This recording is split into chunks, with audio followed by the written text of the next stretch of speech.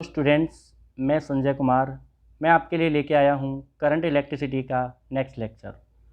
इस लेक्चर में हम series and parallel grouping of resistors, series and parallel grouping of cells, internal resistance of cell, EMF and potential difference के बारे में study करेंगे। So let us start.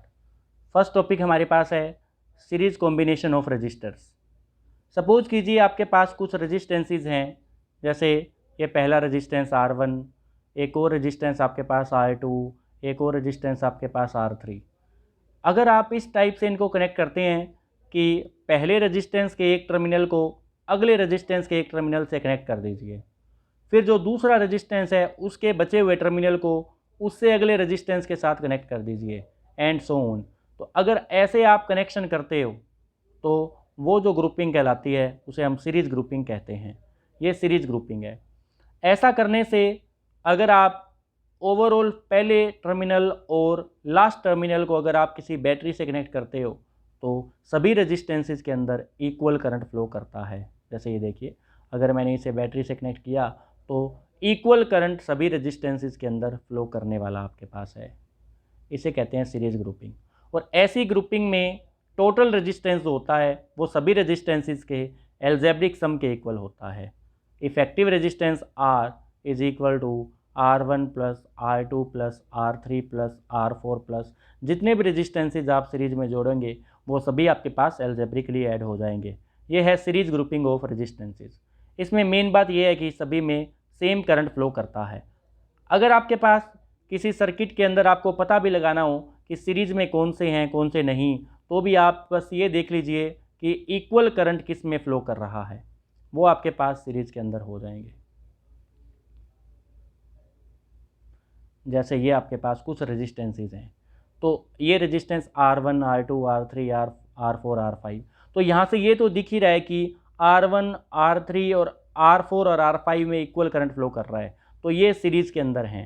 R1, R4, R5 ये series में है, और R3, R2 और R3 ये पैरेलल में, ये आपस में पैरेलल में है। लेकिन इन दोनों की जगह अगर ये दो हटा दें और इनकी जगह पे एक नया पुट कर दें तो वो जो आपके पास R6 होगा, फिर ये सारे सीरीज़ के अंदर आ जाएंगे, फिर सभी में सेम करंट फ्लो करेगा और ये सारे सीरीज़ में होंगे। तो ऐसे आप पता लगा सकते हो कौन से सीरीज़ में और कौन से पैरेलल में।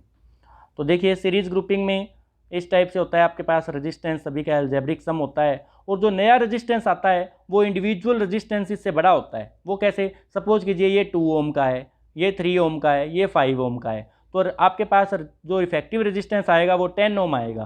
2 + 3 + 5 10 ओम। तो वो 10 ओम 2 से भी ज़्यादा है, 3 से भी ज़्यादा है, 5 से भी ज़्यादा है, तो वो सभी इंडिविजुअल से ज़्यादा ही होता है। So effective resistance is greater than greatest of all, सबसे बड़े से भी ज़्यादा होगा इफेक्टिव रेजिस्टेंस आपके पास। नेक्स्ट देखिए, पैरेलल कॉम्बिनेशन में इस तरीके से रेजिस्टेंसेस को ऐसे कनेक्ट किया जाता है कि जैसे आपके पास ये रेजिस्टेंस है, ये रेजिस्टेंस, एक ये रेजिस्टेंस, एक ये रेजिस्टेंस, आप इन सब के एक एक टर्मिनल को आपस में कनेक्ट कर देते हो और बचे हुए टर्मिनल्स को आपस में कनेक्ट कर देते हो। तो ये ग्रुपिंग पैरेलल ग्रुपिंग आपके पास कहलाती है। इनमें करंट डिवाइड होता है। जैसे सपोज कीजिए यहाँ से करंट आई आ रहा था और ये 3 पैरेलल में आपने लगाए, तो ये तीनों में करंट डिवाइड होगा। ये नहीं कह सकते इक्वली होगा, करंट किस रेशियो में डिवाइड होगा ये तो इनके इंडिविजुअल रेजिस्टेंसेस पे डिपेंड करता है, लेकिन ये क्लियर है अगर पैरेलल में है तो करंट डिवाइड होगा। तो वो पैरेलल ग्रुपिंग के अंदर आपके पास होता है। जैसे ये देखिए, और इसमें इफेक्टिव रेजिस्टेंस इस फॉर्मूले से कैलकुलेट करते हैं, 1/R effective is equal to 1/R1 + 1/R2 + 1/R3। ऐसे जितने भी पैरेलल में हैं सबको आप ऐसे कनेक्ट करके उनका इफेक्टिव रेजिस्टेंस कैलकुलेट कर सकते हैं। ये टॉपिक आपने अपनी प्रीवियस क्लास में भी स्टडी किया हुआ है। अब नेक्स्ट टॉपिक देखिए। नेक्स्ट टॉपिक करवाने से पहले मैं आपको इन सीरीज और पैरेलल की डेरिवेशन करवा देता हूँ। बिल्कुल सिंपल सी डेरिवेशन इसकी है। पहले सीरीज वाले की देखिए। सपोज कीजिए आपके पास ये 2 रेजिस्टेंसेस सीरीज में हैं, R1, R2, और आपने इनको एक बैटरी से कनेक्ट कर रखा है। बैटरी का वोल्टेज है V, करंट फ्लो कर रहा है I। अब देखिए, करंट फ्लो करने की वजह से इस बैटरी के इस रेजिस्टेंस के अक्रॉस एक पोटेंशियल ड्रॉप हो जाएगा। वो पोटेंशियल ड्रॉप हो गया सपोज कीजिए V1 पोटेंशियल आपके पास इसके अक्रॉस ड्रॉप हो जाएगा। इसमें भी वही करंट फ्लो किया तो इसमें भी कुछ वोल्टेज ड्रॉप हो गया, वो हो गया मान लीजिए V2। तो आपने दोनों में करंट फ्लो करवाया, दोनों में करंट फ्लो की वजह से इंडिविजुअल पोटेंशियल्स आपके पास आ गए V1 और V2। अब ओम्स लॉ को अप्लाई करें तो हम इसमें V1 कितना आएगा, V1 is equal to IR1, और इसमें V2 कितना आएगा, V2 is equal to IR2, क्योंकि करंट ओम्स लॉ ये कहता है V is equal to IR, और इस पे ओम्स लॉ अप्लाई हो रहा है। तो टोटल वोल्टेज थी वो आपके पास दो पार्ट्स में डिवाइड होगी, V1 प्लस V2। अगर आप इनकी वैल्यूज पुट कर लो, IR1 प्लस IR2, आई कॉमन निकाल लेते हैं तो आपके पास आ गया R1 प्लस R2।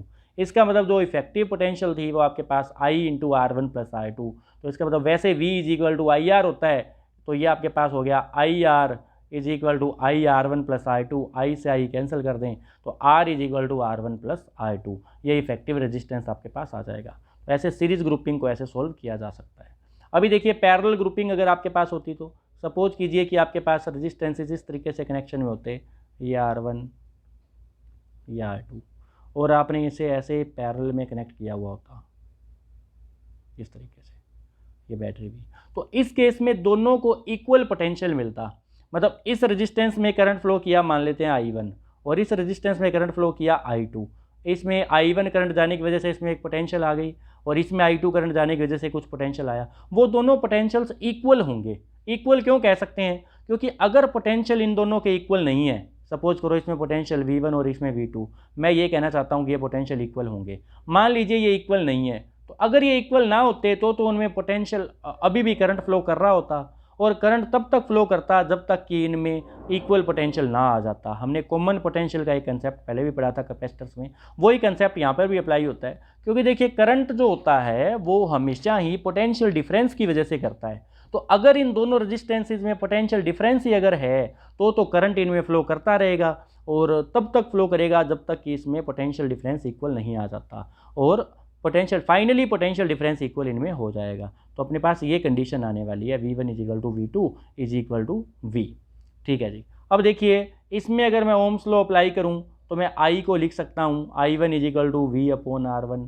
इसमें ओम्स लॉ अप्लाई करूँ तो मैं I2 को लिख सकता हूँ V अपॉन R2, क्योंकि I is equal to V upon R। अब टोटल करंट जो मेरे पास गया था I को लिख सकता हूँ V अपॉन R इफेक्टिव। तो मैं ये लिख दूँ I is equal to I1 plus I2। अब I की जगह रख लीजिए V बाई R, I1 की जगह V बाई R1, I2 की जगह V बाई R2, V से V कैंसिल हो जाएंगे, और आपके पास एक्सप्रेशन आ जाएगी 1 by R is equal to 1 by R1 plus 1 upon R2। ये एक्सप्रेशन आपके पास ऑब्टेन हो जाएगी। ठीक है जी। तो ये तरीका आपके पास रहेगा पैरेलल में सोल्व करने का। अभी देखते हैं next we have source of EMF। अब सोर्स ऑफ EMF क्या है, देखिए बैटरी हम जनरली यूज़ करते हैं बैटरी को। बैटरी किस काम आती है, ताकि हम किसी भी सर्किट के अंदर वोल्टेज अप्लाई कर सकें, उसमें करंट फ्लो करवा सकें। तो पहले इस नेम को देखना जरूरी है, EMF की फुल फॉर्म है इलेक्ट्रोमोटिव फोर्स। इलेक्ट्रोमोटिव फोर्स का मतलब हुआ कि ये एक वैसे EMF कोई फोर्स नहीं होता, पहली बात तो फोर्स नहीं है, लेकिन ये काम यही करता है कि ये इलेक्ट्रॉन्स को मूव करने के लिए फोर्स प्रोवाइड करता है। देखो बैटरी के अंदर दो टर्मिनल आपके पास होंगे, पॉजिटिव नेगेटिव। इन दोनों टर्मिनल पे ऑपोजिट पोटेंशियल होगा, एक पे पॉजिटिव एक पे नेगेटिव। तो जिस भी वायर के अक्रॉस या जिस भी अप्लायंस के अक्रॉस आप बैटरी कनेक्ट कर दोगे तो उसके अंदर जो फ्री इलेक्ट्रॉन्स होंगे, उन फ्री इलेक्ट्रॉन्स को बैटरी के पोटेंशियल डिफरेंस की वजह से एक फोर्स एक्सपीरियंस होगा, और वो फोर्स इलेक्ट्रॉन्स को मूव करवाएगा। तो एक टाइप से बैटरी का EMF क्या टर्म हुई, बैटरी का EMF एक ऐसी फिजिकल क्वांटिटी है जो फ्री इलेक्ट्रॉन्स को मूव करने के लिए फोर्स प्रोवाइड करता है। और वैसे इसकी डेफिनेशन तो यही होगी, EMF is the maximum potential difference between the two electrodes of cell when no current is drawn from the cell. कि अगर आपके पास कोई सेल है, मान लीजिए आपके पास एक ड्राई सेल है, तो ड्राई सेल में एक पॉजिटिव और एक नेगेटिव टर्मिनल आपके पास है, तो इसके दोनों टर्मिनल्स में जितना पोटेंशियल डिफरेंस है, मैक्सिमम पोटेंशियल डिफरेंस, जब कोई करंट नहीं फ्लो कर रहा, अब इस सेल से कोई करंट नहीं फ्लो कर रहा, तो इस टाइम इसके पॉजिटिव और नेगेटिव पोटेंशियल्स में जो डिफरेंस है, इलेक्ट्रोड्स में पोटेंशियल डिफरेंस है, उसे हम EMF से डिनोट करेंगे। वो होता है electromotive force. So electromotive force is maximum potential difference between two electrodes when no current is drawn from the cell. Comparison of EMF and potential difference.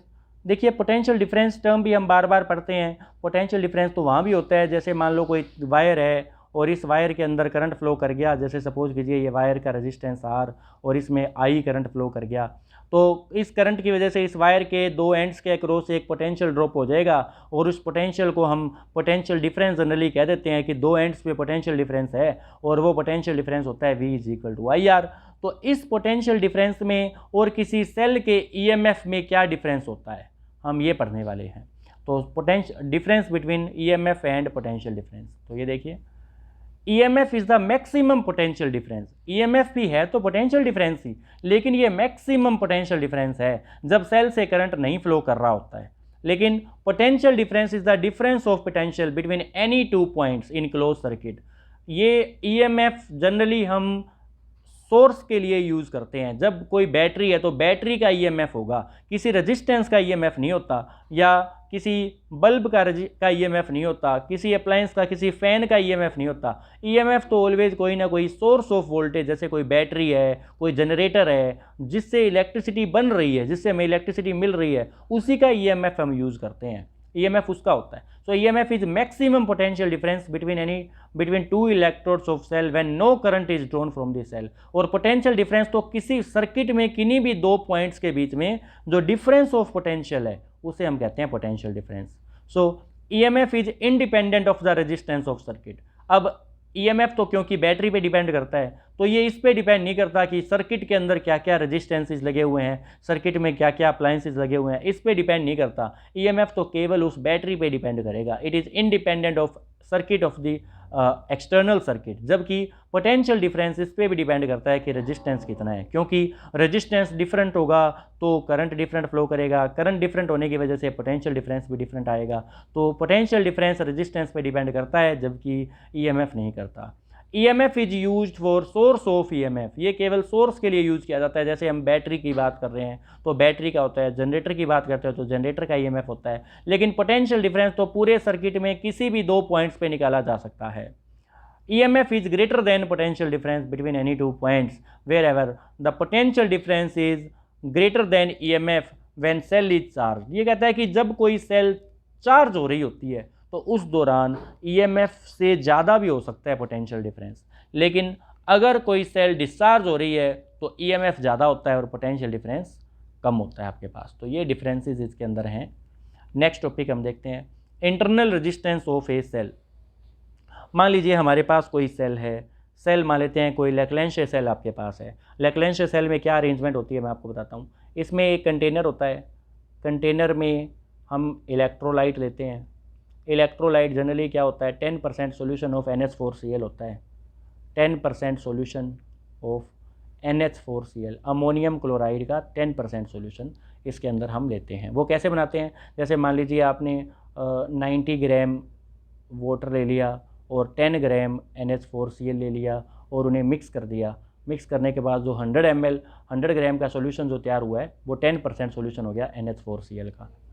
ग्राम नहीं, ये ml में लीजिए, ml मिलीलीटर। तो ऐसे आपके पास सॉल्यूशन तैयार होता है, वो हो गया NH4Cl का सॉल्यूशन। अब इसके अंदर दो इलेक्ट्रोड रखिए। एक इलेक्ट्रोड आपके पास है ग्रेफाइट, एक ग्रेफाइट का इलेक्ट्रोड है, और एक आपके पास है, एक है इसके अंदर जिंक इलेक्ट्रोड, ये जिंक इलेक्ट्रोड, और एक है इसके अंदर कार्बन। कार्बन जो जनरली ग्रेफाइट की फॉर्म में होता है। ये जो ग्रेफाइट का इलेक्ट्रोड है ये इसके अंदर है, ये एक पोरस स्पॉट है और पोरस स्पॉट के अंदर एक ग्रेफाइट का इलेक्ट्रोड है। तो ये दो इलेक्ट्रोड हो गए, एक तो ये कार्बन का और एक ये जिंक रोड, ये जिंक रोड, ये दो इलेक्ट्रोड है। जिंक इलेक्ट्रोड नेगेटिव और कार्बन का इलेक्ट्रोड जो है ग्रेफाइट का वो पॉजिटिव। तो ये सेल जो होती है उसे लैग्रेंज सेल हम कहते हैं। ये नॉन रिचार्जेबल सेल होती है, इसको हम चार्ज नहीं कर सकते। और ऐसी सेल अगर आप एक बार बनाते हो तो उसका जो EMF आता है वो 1.4 वोल्ट के आसपास उसका EMF बन जाता है। मतलब मैक्सिमम पोटेंशियल डिफरेंस जो है नेगेटिव और पॉजिटिव टर्मिनल्स के बीच में वो 1.4 वोल्ट का है। तो ऐसी सेल अपने पास है। ये देखो स्टूडेंट्स, इस सेल का खुद का भी कोई ना कोई रेजिस्टेंस है। वो देखो क्यों, इस सेल में जैसे हम ये सेल बनाएंगे तो और इसको एक्सटर्नल सर्किट से कनेक्ट करेंगे, जैसे मान लीजिए हम इसे एक्सटर्नल सर्किट से कनेक्ट कर देते हैं, तो इलेक्ट्रॉन्स जो हैं वो पॉजिटिव टर्मिनल्स के थ्रू फ्लो करते हैं। इलेक्ट्रॉन्स इधर की तरफ जाएंगे, पॉजिटिव, यहाँ पर इलेक्ट्रॉन्स आ गए। उसके बाद आयंस और इलेक्ट्रॉन्स को इलेक्ट्रोलाइट में से भी गुजरना है। इलेक्ट्रोलाइट्स में से इलेक्ट्रॉन गुजरते हुए सर्किट ऐसे कंप्लीट होता है और आयंस की मूवमेंट इसके बीच में इलेक्ट्रोलाइट में होती है। तो इनके मोशन को भी तो किसी न किसी ने अपोज किया है। इसका मतलब opposition to the flow of electron तो इस सेल के लिए भी कुछ ना कुछ होगा, और वो ओपोजिशन जो होगी उसे हम रेजिस्टेंस ऑफ सेल या internal resistance of the cell से डिनोट करते हैं। जनरली इसे स्मॉल आर से डिनोट किया जाता है। अब यहाँ से आपको पता लग रहा होगा कि किसी सेल का इंटरनल रेजिस्टेंस किन फैक्टर्स पे डिपेंड करेगा। फिर भी मैं आपको बता देता हूँ, इस सेल का इंटरनल रेजिस्टेंस आपके पास डिपेंड करने वाला है कि इलेक्ट्रोड्स का नेचर क्या है, ये इलेक्ट्रोड्स किस मटेरियल के बने हुए हैं, नेचर ऑफ इलेक्ट्रोड्स पे नंबर 1। नंबर 2, इन इलेक्ट्रोड्स में गैप कितना है। अगर आप ये इलेक्ट्रोड्स दूर दूर रखोगे तो चार्जेस को ज़्यादा डिस्टेंस ट्रेवल करना पड़ेगा इलेक्ट्रोलाइट में से, और जितना ज़्यादा डिस्टेंस ट्रेवल करना पड़ेगा रेजिस्टेंस उतना ही ज़्यादा होगा। इसका मतलब नंबर 1 फैक्टर था nature of electrode, number 2 factor हो गया गैप बिटवीन द इलेक्ट्रोड्स, जितना ज़्यादा गैप है रेजिस्टेंस उतना ही ज़्यादा होगा। नंबर 3 फैक्टर है कि इन इलेक्ट्रोड्स का कितना एरिया इलेक्ट्रोलाइट में डिप है। ये जितना कम होगा, ये जितने कम डिप होंगे रेजिस्टेंस उतना ही ज़्यादा होगा, और जितने ज़्यादा डिप होंगे इलेक्ट्रोलाइट के अंदर रेजिस्टेंस उतना ही कम होगा। सो नंबर 3 फैक्टर हो गया portion of the electrode dipped inside the electrolyte. तो ये हो गए। और एक आपके पास फैक्टर है इनका इंटरनल रेजिस्टेंस डिपेंड करता है। ओके, वो हम ये 3 फैक्टर्स हैं जो मैंने आपको बताए, nature of electrode, nature of electrolyte, और इलेक्ट्रोलाइट पे भी डिपेंड करता है आपके पास कि इलेक्ट्रोलाइट किस मटेरियल का बना हुआ है। तो ये फैक्टर्स थे जिसके ऊपर किसी सेल का इंटरनल रेजिस्टेंस डिपेंड करता है। ये देखिए, greater the conductivity of electrolyte lesser is the internal resistance. तो 4 फैक्टर्स आपके पास हैं, ये 4 लिख रखे हैं। Internal resistance depends upon nature of electrode, internal resistance is inversely proportional to area of electrode dipped, ये नंबर 2 हो गया। कंडक्टिविटी ऑफ इलेक्ट्रोलाइट, कंडक्टिविटी जितनी ज़्यादा होगी रेजिस्टेंस उतना कम होगा, और separation between the electrode, separation जितनी कम होगी रेजिस्टेंस भी उतना ही कम होगा। तो 4 फैक्टर्स आपके पास हैं। नेक्स्ट देखिए, किसी सेल का ईएमएफ मान लेते हैं कैपिटल ही है, और उस सेल का इंटरनल रेजिस्टेंस आपके पास स्मॉल आर, और उस सेल को हमने कनेक्ट कर रखा है एक एक्सटर्नल रेजिस्टेंस कैपिटल आर से। कनेक्ट करने के बाद आई करंट इसके अंदर फ्लो करता है, तो और आई करंट फ्लो करने की वजह से इन दोनों रेजिस्टेंसेज में कुछ वोल्टेज ड्रॉप हो जाती है। ओम्स लॉ से हम जानते हैं कि जब किसी भी रेजिस्टेंस में से करंट फ्लो करेगा तो उसके अक्रॉस एक पोटेंशियल ड्रॉप हो जाएगा, वो पोटेंशियल ड्रॉप आई आर होता है, करंट इंटू रेजिस्टेंस। तो देखिए 2 रेजिस्टेंसेज हैं, एक ये कैपिटल आर और एक स्मॉल आर, दोनों में सेम करंट फ्लो किया आई, तो दोनों में अलग अलग वोल्टेज ड्रॉप हो गई। कितनी? कैपिटल आर में वोल्टेज आ गई कैपिटल वी, और स्मॉल आर में वोल्टेज आ गई स्मॉल वी, और इन दोनों का जो सम है स्मॉल वी और कैपिटल वी, ये ईएमएफ के इक्वल है, क्योंकि ईएमएफ नहीं तो दोनों को वोल्टेज दी है। तो capital E is equal to small V plus capital V. अब कैपिटल वी को लिख सकते हैं आई इंटू कैपिटल आर, और स्मॉल वी को लिख सकते हैं आई इंटू स्मॉल आर, आपके पास ये हो जाएगा। अब आई को यहाँ से अगर हम कॉमन निकाल लें करंट को, तो देखिए आई को अगर कॉमन निकाल लें तो आपके पास आ जाएगा आर प्लस आर, ये आपके पास हो जाएगा आर प्लस आर। तो आई कितना आ गया, करंट कितना फ्लो कर रहा है, that is equal to E divided by capital R plus small R. This relation is called circuit equation, इसको सर्किट इक्वेशन भी कहते हैं। तो किसी भी सर्किट के अंदर अगर आपको करंट निकालना है तो EMF divided by external resistance plus internal resistance, ये रेजिस्टेंस इक्वेशन आपको यूज़ करनी होगी। नेक्स्ट देखते हैं, internal resistance of cell in terms of E V and R. अब हम स्मॉल आर की वैल्यू फाइंड करने वाले हैं ई वी और आर की फॉर्म में। बिल्कुल इजी सी डेरिवेशन आपके पास है, वही पीछे जो हमने सर्किट यूज़ किया है वो सेम सर्किट है, वही डेरिवेशन यहाँ तक आपके पास आ गई। E is equal to V plus V, मैंने कैपिटल वी को तो आई इंटू कैपिटल आर नहीं लिखा क्योंकि मैं कैपिटल वी की फॉर्म में डेरिवेशन करना ही चाहता हूँ, लेकिन स्मॉल वी को मैंने लिख दिया आई इंटू आर, ये इसलिए क्योंकि मैं स्मॉल आर की वैल्यू निकालना चाहता हूँ। ठीक है जी, तो यहाँ से स्मॉल आर की वैल्यू क्या आ गई, ई माइनस वी अपॉन आई, ये आ गया अपने पास। अब क्या कीजिए, v की जगह ये आ गया small I R is equal to E minus we.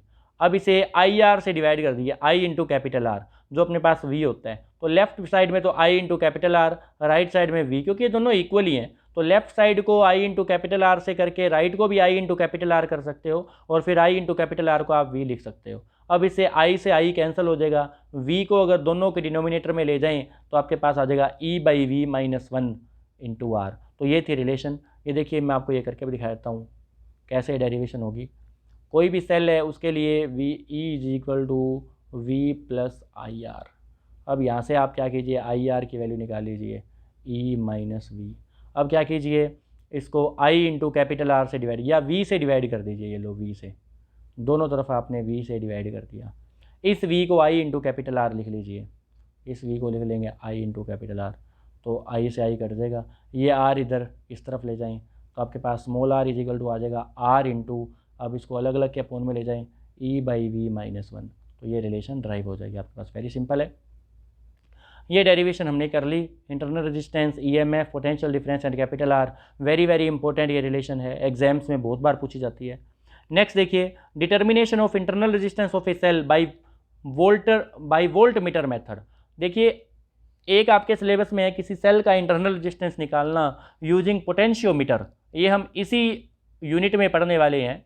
हम पोटेंशियोमीटर स्टडी करेंगे तो उसकी एप्लीकेशन में आता है किसी सेल का इंटरनल रेजिस्टेंस निकालना, और वो एक्यूरेट मेथड होता है इंटरनल रेजिस्टेंस निकालने का। लेकिन एक और तरीके से भी हम सेल का इंटरनल रेजिस्टेंस निकाल सकते हैं, हालांकि वो इतना ज़्यादा एक्यूरेट नहीं होगा, वो एक्यूरेट नहीं है, उसमें कुछ एरर आएगी जो हम अभी करने वाले हैं। एक्यूरेट मेथड तो यूजिंग पोटेंशियोमीटर ही है। अभी हम पढ़ने वाले हैं कि वोल्ट मीटर लगा के किसी सेल का इंटरनल रेजिस्टेंस कैसे निकालें।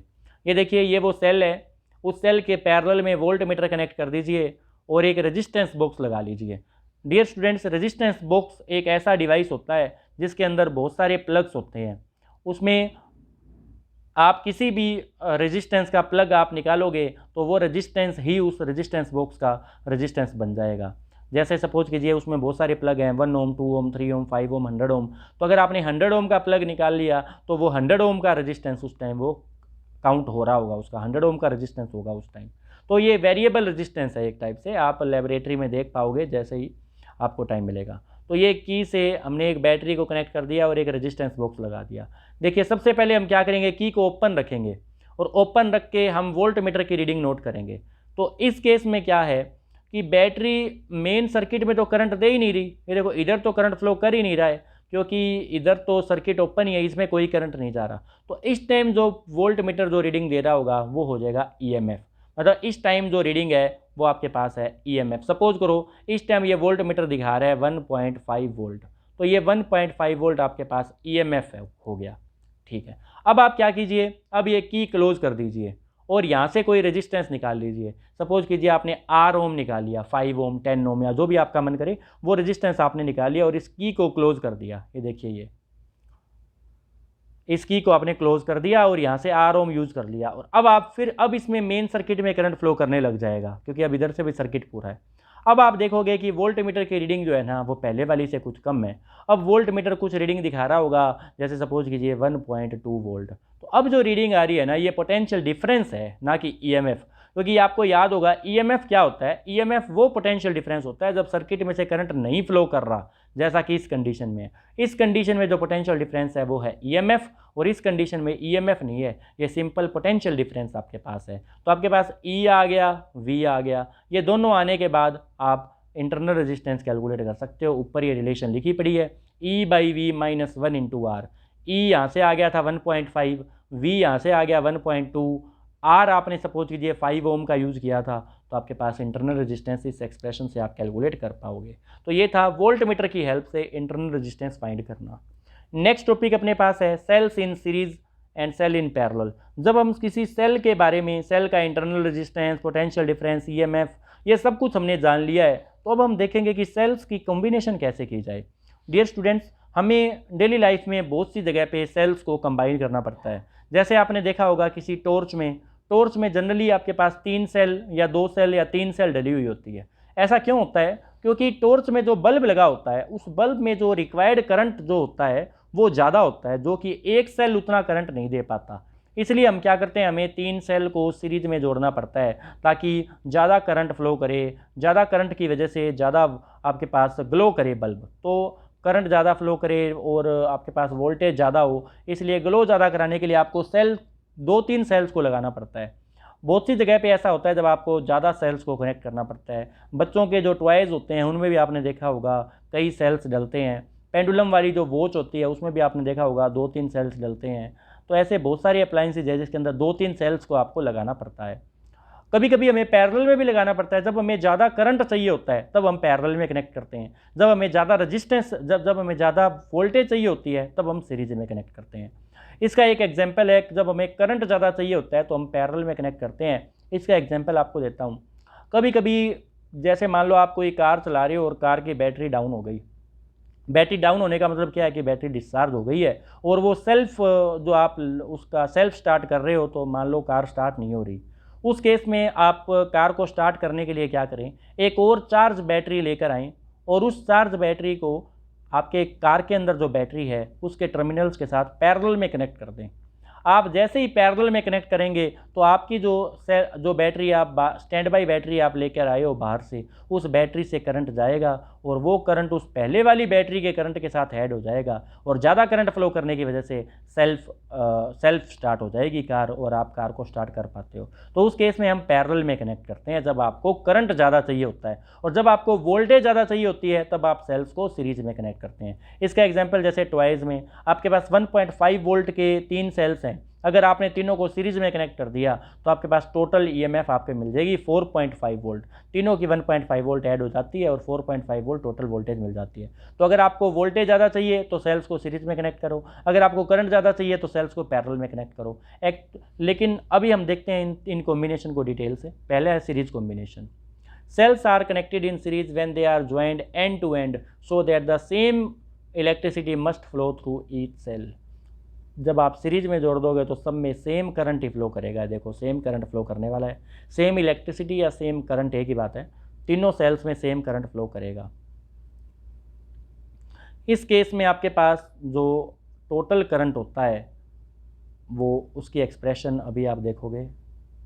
देखिए सपोज कीजिए सबका ईएमएफ सेम है, ई सब आइडेंटिकल सेल्स हैं। आइडेंटिकल सेल्स होने पर सबका ईएमएफ आपके पास ई है, सबका इंटरनल रेजिस्टेंस स्मॉल आर है, तो उस केस में टोटल ईएमएफ कितना हो जाएगा, N E, total EMF N E, और टोटल इंटरनल रेजिस्टेंस हो जाएगा N R. N number of cells हैं, जैसे 3 हैं तो ये हो जाएगा 3E, और 3 होने की वजह से इंटरनल रेजिस्टेंस हो जाएगा 3R। उस केस में करंट फ्लो कर रहा होगा आपके पास, current is equal to n E divided by n r plus R. ये क्यों आया, देखिए क्योंकि आपके पास 3 सेल्स हैं तो 3 सेल्स का टोटल ईएमएफ हो गया 3E तो मतलब 3 है तो 3E, N है तो NE, और टोटल रेजिस्टेंस कितना हो गया, इन 3 सेल्स का रेजिस्टेंस तो हो गया N इंटू स्मॉल r, और एक R बाहर से भी आपने जोड़ रखा है ये कैपिटल R, तो टोटल रेजिस्टेंस हो गया NR प्लस R। उस केस में करंट हो गया NE divided by NR plus R। अब देखिए यहाँ से अगर ये कहता है कि कैपिटल R की वैल्यू NR से काफ़ी छोटी है, ये कैपिटल R काफ़ी छोटा है as compare to small NR के, उस केस में कैपिटल R को नेगलेक्ट कर सकते हैं और ये करंट आ जाएगा NE अपॉन NR, या I is equal to R की वैल्यू काफ़ी स्मॉल है तब I इज इक्वल टू आ जाएगा E अपॉन R। मतलब करंट आपके पास आ जाएगा E अपॉन R, मतलब उतना ही करंट फ्लो करेगा जितना कि एक सेल में फ्लो कर रहा था।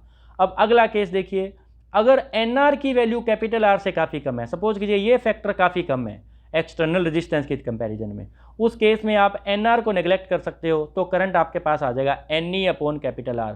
इसका मतलब एक सेल से जितना करंट आता है उसका N टाइम्स। तो अगर आपके पास एक्सटर्नल रेजिस्टेंस काफ़ी कम है तो आपको सीरीज में जोड़ने से करंट में कोई ज़्यादा फ़ायदा नहीं होता, करंट उतना ही फ्लो करेगा जितना कि एक सेल से कर रहा था। लेकिन अगर एक्सटर्नल रेजिस्टेंस काफ़ी बड़ा है इंटरनल रेजिस्टेंसेस से, तो उस केस में क्या होगा, अगर आप सीरीज में कनेक्ट कर दोगे तो टोटल करंट आपके पास इंडिविजुअल सेल से मिलने वाले करंट के सम के इक्वल होगा, तो आपको ज़्यादा करंट मिलेगा। तो हम ये कह सकते हैं कि अगर इंटरनल रेजिस्टेंस काफ़ी स्मॉल है as compare to external resistance, internal resistance काफ़ी स्मॉल है as compare to external resistance, तो सीरीज में जोड़ने से हमें ज़्यादा करंट मिलता है। देखो सीरीज में कनेक्ट करने से हमें ज़्यादा करंट मिलेगा। Then cells are connected in series to get maximum current.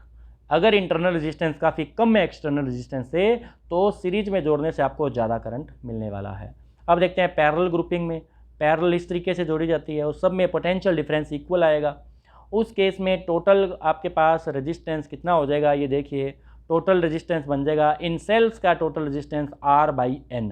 3 sales हैं तो इंटरनल रेजिस्टेंस हो जाएगा R/3, N सेल्स हैं तो R/N, और पूरे सर्किट का कितना हो गया, इनका तो R/N हो ही गया और एक R आपने बाहर से जोड़ रखा है, तो टोटल रेजिस्टेंस हो जाएगा R by N plus capital R. EMF E था तो आपके पास करंट कितना आ जाएगा ये देख लीजिए। टोटल सभी सेल्स का ईएमएफ आपके पास n E divided by n r plus R. Actually ये आप एक्सप्रेशन यूज़ कर सकते हो और ये भी कर सकते हो इसकी जगह पे एन को अगर आप डिवाइड कर दो, ये देखिए एन को अगर आप डिवाइड करते हो तो आपके पास आएगा E divided by R plus are by n. Actual expression ये थी, क्योंकि पैरेलल में ईएमएफ्स इक्वल ही होते हैं तो टोटल ईएमएफ ई आएगा, चाहे कितनी मर्जी सेल्स आप सीरीज में लगा लो, आइडेंटिकल सेल सीरीज में लगाओगे तो टोटल ईएमएफ ई रहेगा। तो टोटल रेजिस्टेंस कितना हो जाएगा R plus are by N. तो ये आपके पास एक्सप्रेशन है। अब देखिए इस एक्सप्रेशन से आप आगे देखिए, अगर कैपिटल आर की वैल्यू काफ़ी बड़ी है आर बाई एन से, कैपिटल आर की वैल्यू काफ़ी बड़ी है मतलब एक्सटर्नल रेजिस्टेंस बहुत बड़ा है, तो उस केस में आर बाई एन को नेग्लेक्ट कर देंगे और आपके पास करंट आ जाएगा ई बाई आर, ये करंट आ जाएगा। तो उतना ही करंट आपको मिलेगा जितना कि एक सेल से मिलने वाला था। लेकिन अगर आपके पास कैपिटल आर की वैल्यू काफ़ी कम है as compare to R by N के, मतलब एक्सटर्नल रेजिस्टेंस काफ़ी कम है इंटरनल रेजिस्टेंस के कंपैरिजन में, तो ये कैपिटल आर को नेग्लेक्ट कर देंगे और करंट आपके पास हो जाएगा एन ई बाई आर। तो टोटल करंट आपके पास इंडिविजुअल करंट्स का n टाइम्स हो जाएगा, तो आपको ज़्यादा करंट उस केस में मिलने वाला है। तो ये केस है कि अगर आपके पास एक्सटर्नल रेजिस्टेंस काफ़ी कम है, external resistance is negligible as compare to internal resistance, then the cells are connected in parallel to get maximum current. तब सेल्स को हम पैरेलल में करंट कनेक्ट करते हैं। तो ये डिपेंड करता है कि एक्सटर्नल रेजिस्टेंस अगर ज़्यादा है इंटरनल रेजिस्टेंस से तो आप सीरीज में कनेक्ट करिए, और एक्सटर्नल रेजिस्टेंस अगर बहुत ही कम है इंटरनल रेजिस्टेंस से तब आप पैरेलल में कनेक्ट करिए ज़्यादा करंट के लिए। तो ये थी ग्रुपिंग ऑफ सेल्स। तो डियर स्टूडेंट्स, अब तक हमने पढ़ा grouping of resistances, grouping of cells, लेकिन हमने ग्रुपिंग ऑफ सेल्स केवल आइडेंटिकल सेल्स के लिए स्टडी किया। आप डिफरेंट सेल्स के लिए भी नहीं कर सकते हो। तो इनकी जो डेरिवेशन है डिफरेंट सेल्स के लिए, ये मैं नेक्स्ट लेक्चर में या कोई डिफरेंट लेक्चर के अंदर आपको इनके एक्सप्लेन कर दूंगा। लेकिन ये जो टर्म्स मैंने आपको समझाई ये बहुत ही ज़्यादा इंपॉर्टेंट टर्म्स थी। आप इनको अच्छे से नोट्स बनाएं, इन एक्सप्रेशंस के, इनके केसेस को अच्छे से स्टडी करें और प्रैक्टिकली इनके बारे में सोच के देखें और टेक्स्ट बुक से भी स्टडी करें, तो आपको अच्छे से टॉपिक समझ आ जाएंगे। तो till then, thank you very much, stay home, stay safe, thank you.